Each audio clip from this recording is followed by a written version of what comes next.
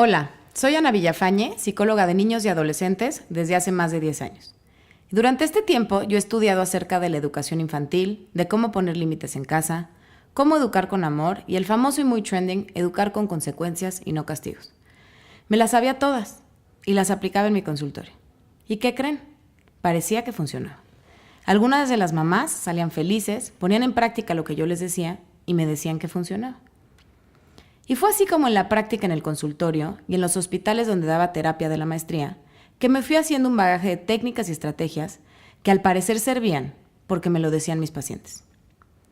Pero en el 2014 empezó el reto de mi vida, cuando me convertí en mamá por primera vez. Hoy tengo 2 hijas y fue cuando inicié mi carrera de madre en la que tuve que comprobar todo lo que yo les decía a los papás de mis pacientes. Fue ahí que día por día y casi, solo por hoy, que puse en práctica mis estrategias milenialmente probadas por todos menos por mí. Y tengo que confesar que se puso buena la cosa, porque me confronté con ideas de mi pasado, de la educación que a mí me habían dado, con la educación que traía mi esposo, de cierto modo distinta a la mía, y con muchos fantasmas internos. Uno de ellos, el qué dirán. ¿Qué dirán mis amigas que saben que soy psicóloga y le pongo el iPad a mi hija para comer en un restaurante? ¿Qué dirán mis compañeras de trabajo si mis hijas hacen un berrinche y no lo puedo controlar? ¿Qué dirá mi mamá? ¿Qué dirá mi suegra? El odioso qué dirán que sí me afectaba porque me sentía internamente juzgada en mi nueva versión de madre. Y siendo una mujer un poco controladora y perfeccionista, esta versión no podía salir mal. Pero qué ingenua fui, porque aquí fue mi primer golpe de la vida y donde mis hijas fueron mis más grandes maestras. Aprendí a cambiar el qué dirán externo por el qué dirán mis hijas. ¿Qué dirán mis hijas si elijo quedar bien con los demás, por aparentar, a costa de quedar mal con ellas, convirtiéndome en la versión de madre que definitivo no quiero ser? No quiero ser una madre que da nalgadas o jalones por desesperación. Una madre que no escucha a sus hijas y las ayuda a calmarse cuando ellas no pueden controlarse solas. Una madre que enseña mediante gritos. Mi mejor versión de madre sigue en proceso de serlo, y no sabría decirles exactamente cuál es, pero sí sé el camino que quiero tomar para lograrlo. Y por lo pronto, es pensando que cuando me hacen un berrinche o están fuera de control, yo soy el adulto. Yo soy quien debe enseñarles la señalización en el camino oscuro de la vida en que ellas empiezan a cruzar, donde de mí depende ponerles las flechas, las señales, la iluminación, los semáforos, los topes y en ocasiones las calles cerradas y desviaciones para dirigirlas hacia otro camino.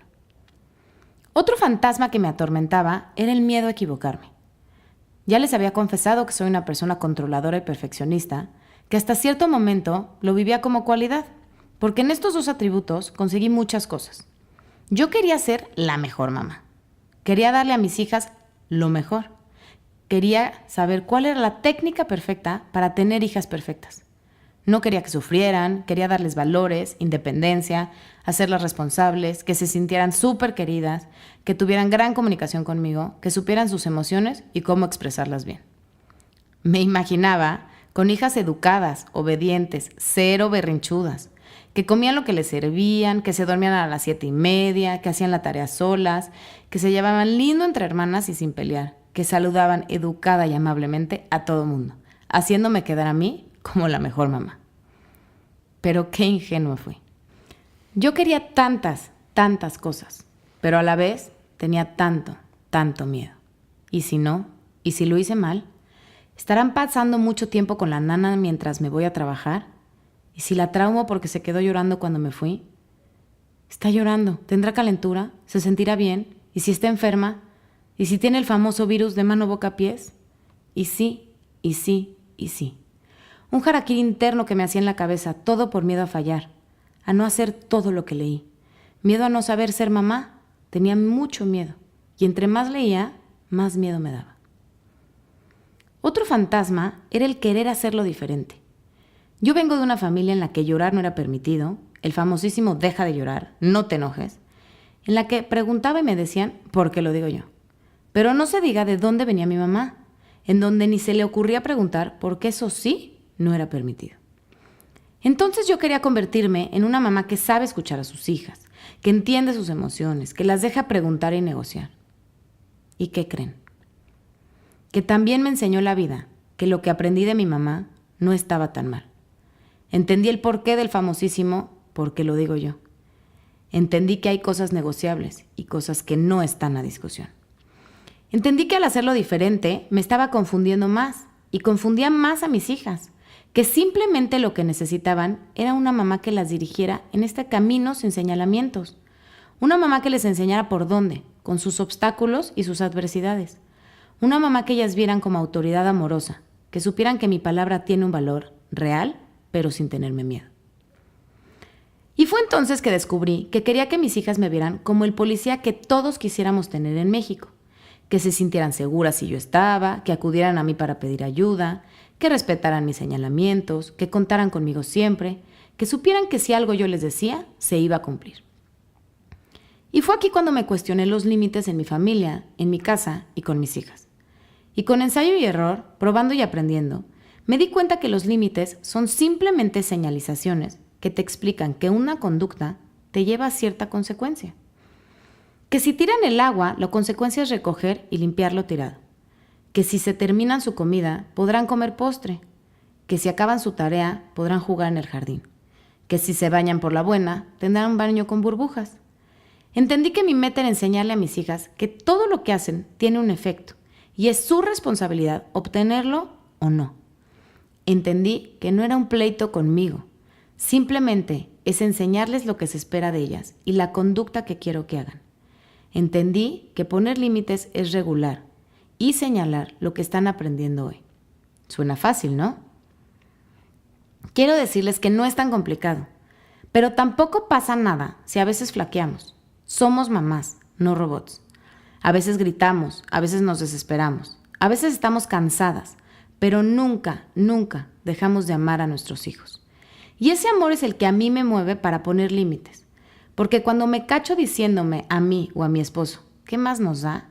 Es ahí donde me digo, sí da porque si no lo hago yo, nadie lo hará, porque lo que yo haga, les enseñe y refleje hoy, se verá reflejado en el futuro. Quiero que mis hijas se sientan escuchadas, que sepan que cuando ellas están en su peor versión, yo trataré de ser mi mejor versión para contenerlas y guiarlas para que poco a poco y con el tiempo se sepan controlar a ellas mismas. Porque este reflejo en un berrinche de una niña de 3 años fomentará que mi hija, cuando sea adolescente de 16 y se frustre porque se peleó con el novio o con una amiga, reaccione de una mejor manera. Quiero que mis hijas sepan que hay consecuencias a todo lo que hacen, que sus buenas acciones tienen buenos beneficios, pero sus malas acciones pierden beneficios. Que si tiran el agua, la deben limpiar. Que si le pegan a su hermana, deben hacer algo para que ella se sienta mejor. Que si se visten rápido y están a tiempo, podrán acompañarme e ir al parque. Entendí que para ser una autoridad frente a ellas, les debo cumplir lo que les digo, a pesar de que me pidan perdón 1000 veces. Que la consecuencia no es negociable. Y que si están arrepentidas, la consecuencia es la misma. Que no debo tenerle miedo a sus berrinches o miedo a sus reacciones, porque me toca a mí ser su mamá. Hoy les vine a hablar de límites, pero yo quiero hablarles del amor tan grande que es el ingrediente primordial para que todos esos libros y técnicas funcionen. Este es un amor valiente, que es capaz de dar, pero también de quitar. Un amor que no se vence ante la flojera o el cansancio. Un amor que se ocupa más allá de su propia comodidad.